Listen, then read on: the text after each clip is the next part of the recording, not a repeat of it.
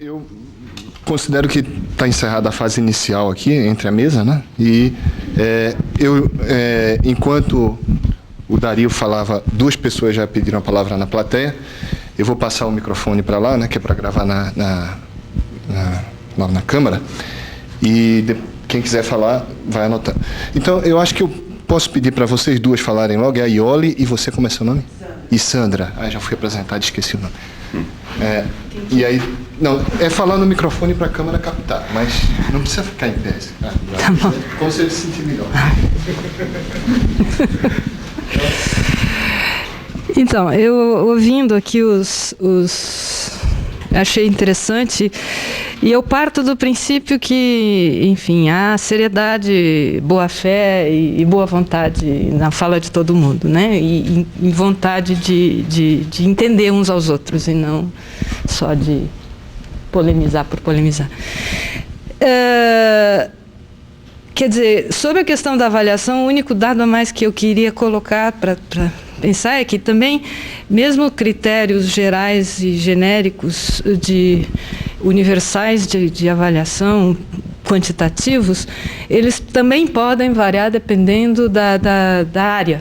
Uma área nova não pode ter o mesmo tipo de critério que uma área antiga, em termos quantitativos. E esta é uma área nova.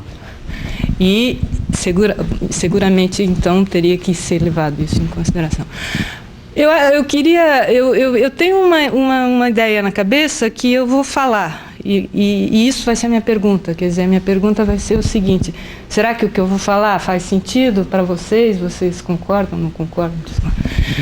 Quer dizer, eu acho que e eu não fiz parte da formação da SBEM, né? Eu comecei a frequentar os congressos da SBEM depois que ela já tinha acho que a partir do 3º congresso. Eu acho que a SBEM se formou, essa é a minha visão, por falta de espaço para um certo tipo de trabalho com educação matemática dentro da SBM. Eu acho relevante todos os trabalhos que a SBM desenvolve em relação ao ensino de matemática. Em particular, eu cito nas minhas bibliografias, uso os livros da coleção do professor de matemática nos cursos de capacitação de professor por aí afora. Eu acho que cumpre um papel, eu acho que sim, é importante. Agora, há outras visões, um pouco que o Rômulo se referia, de coisas que também são significativas para quem está querendo a melhoria da performance, digamos, da matemática na escola, ou das pessoas no seu estudo de matemática, na formação das pessoas para a cidadania, desde a pré-escola até a faculdade, enfim, na matemática, enfim, e a contribuição que o professor de matemática tem para dar para isso. E esta visão de outros elementos que compõem, nunca teve muito espaço, de fato, dentro da SBM. Eu acho que o preconceito, eu percebi esse preconceito acontecendo. Tinham as coisas que eram consideradas blá, blá, blá pelos matemáticos, e as coisas que eram sérias, que eram simplesmente mais ligadas a conteúdo. Eu considero que conteúdo é fundamental, é a partir dele que a gente trabalha. Mas a gente trabalha com pessoas, e o conteúdo é um dos elementos que, enfim, não deve ser deturpado, tem que ser trabalhado da melhor maneira possível, mas o fator principal é a aprendizagem da pessoa. É ela que tem que aprender, ela que tem que construir, o aluno, no caso. Enfim, então tem certas visões e certos tipos de trabalho nessa linha que, de fato, não cabia na SBM, não se interessou por isso, não abriu esse espaço para as pessoas que trabalharam. Aí talvez também tenha uma questão política de que as pessoas que queriam trabalhar nessa linha talvez também não tivessem tentado cavar suficientemente esses espaços na SBEM. Eu não conheço a história direito. O fato é que se criou a SBEM como um espaço novo para deixar florescer outros tipos de pesquisas e de propostas envolvendo essa questão do ensino e da educação de matemática.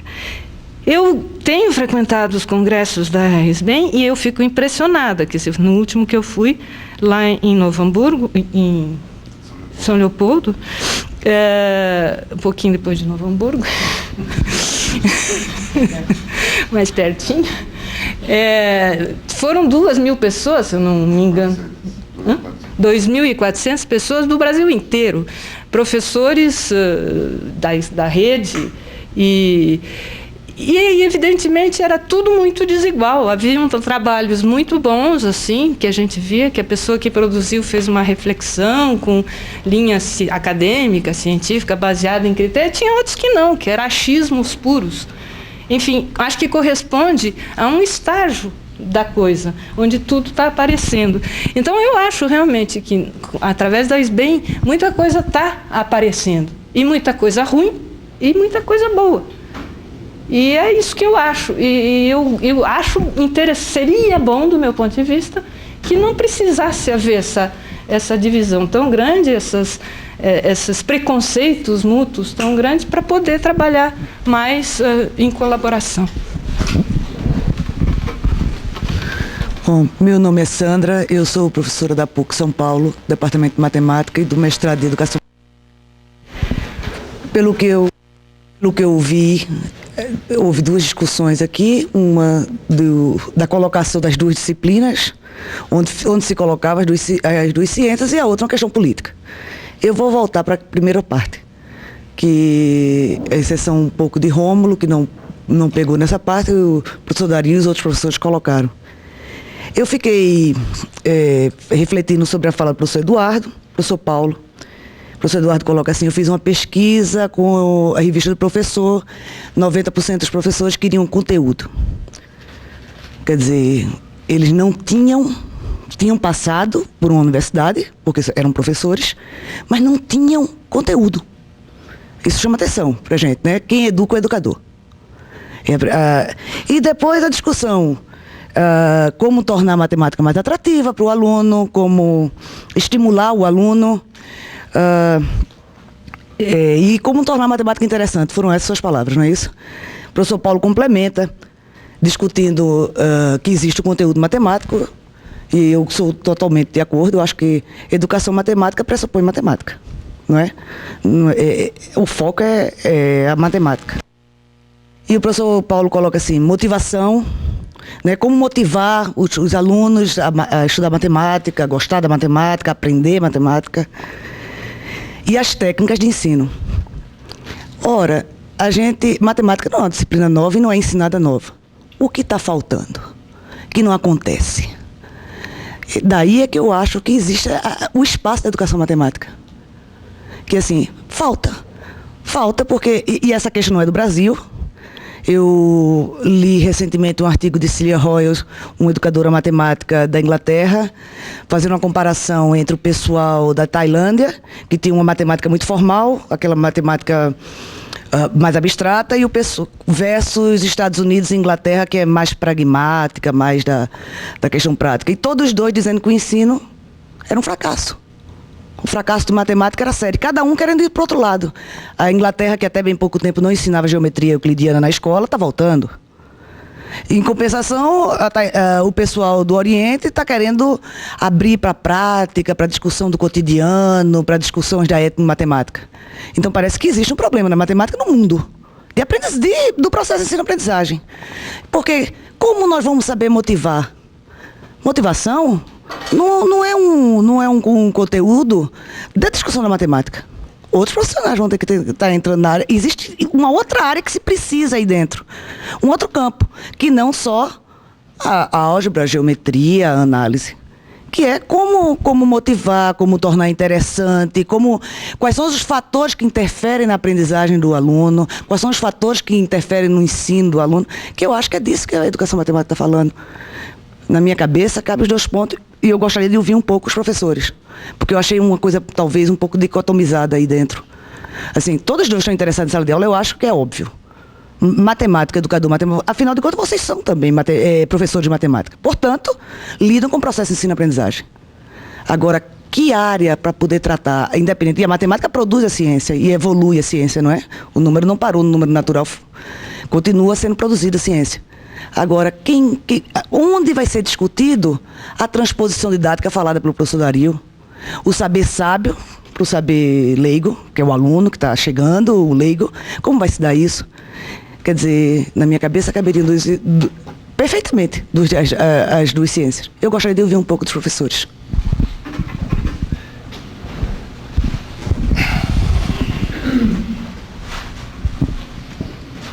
Gostei demais da sua pergunta, acho que todos apreciaram também.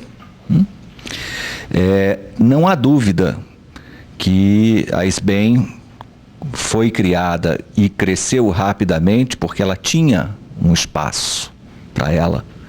Espaço esse que foi permitido, porque a SBM, que é muito mais antiga, não preencheu. Por que não preencheu? Porque os membros da SBM não se sentiam capacitados, digamos assim, né, em atuar nesta área em que especialistas estavam se formando. Os autores da SBM, os membros da SBM não são especialistas em educação matemática. Então, essa nova área, né, começa a ser preenchida perfeitamente pela SBEM e tem o espaço devidamente assegurado. Isso não há a menor dúvida. Não é? Agora, não devemos pôr também a carroça na frente dos bois. Você falou muito bem sobre a questão que o conteúdo é fundamental. Sim, vou 2 minutinhos para fazer uma transposição. Eu estudava piano aos 14 anos, quando, rapidinha a história, chegou ao Rio de Janeiro um famosíssimo professor alemão, Georg Wassermann, e eu fui estudar com ele. Ele me ouviu tocar e me disse uma frase que hoje está numa propaganda. Disse: meu filho, você gosta de tocar piano? Eu disse: gosto. Então por que não aprende? Foi mais ou menos assim. Eu, para os meus 14 anos, eu achava que eu tocava muito bem, mas fui percebendo que ainda tinha muita estrada pela frente. E comecei com esse professor a estudar exclusivamente técnica, ou seja, na nossa matemática, conteúdo. Técnica, conteúdo, conteúdo, conteúdo. 2 anos depois, eu sabia muita coisa. E o professor então me dispensou. Disse: agora você está muito bem, pode fazer o que você quiser. Aí eu perguntei assim: e a interpretação? Como eu faço para interpretar corretamente uma música? Aí ele disse: isto é com outro professor.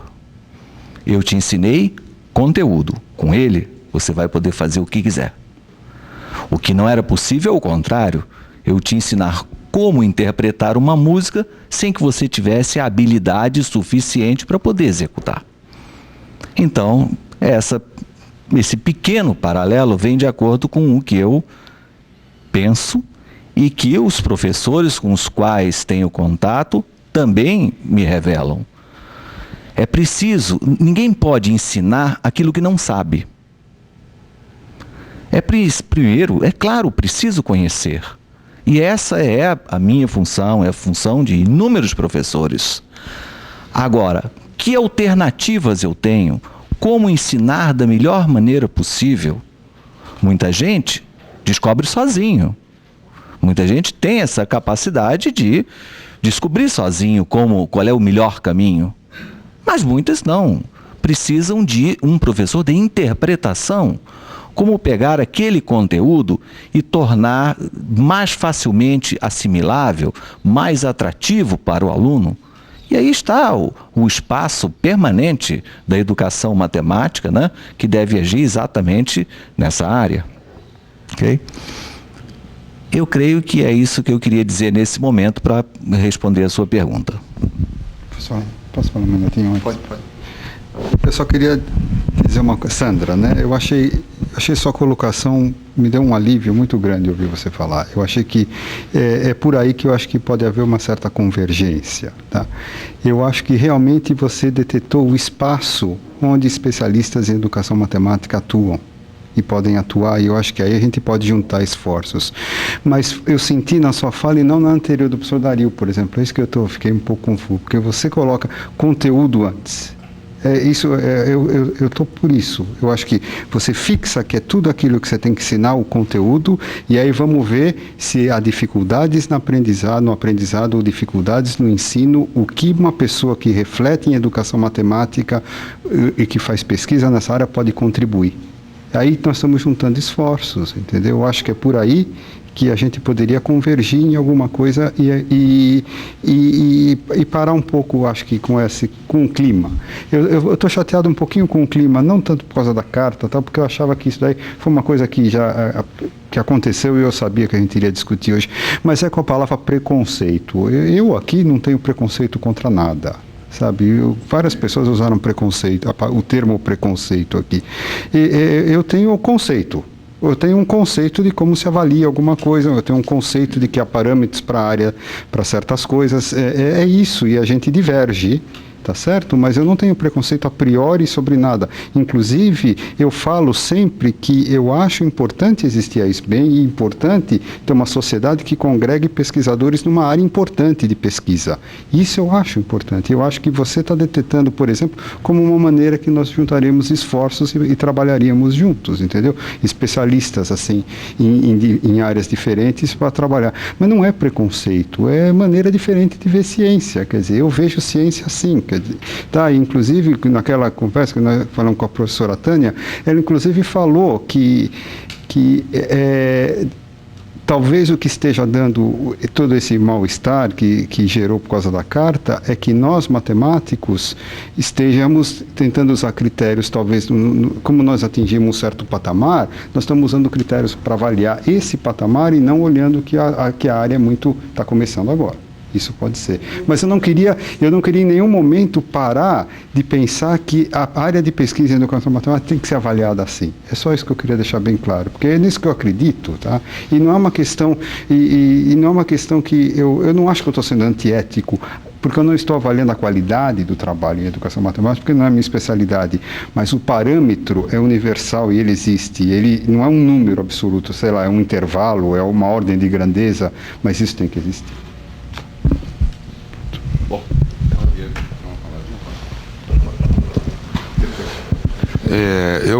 eu queria usar esse exemplo que o Wagner colocou, né, do músico, do piano, né? Então, pianista, nós tem que ter técnica primeiro.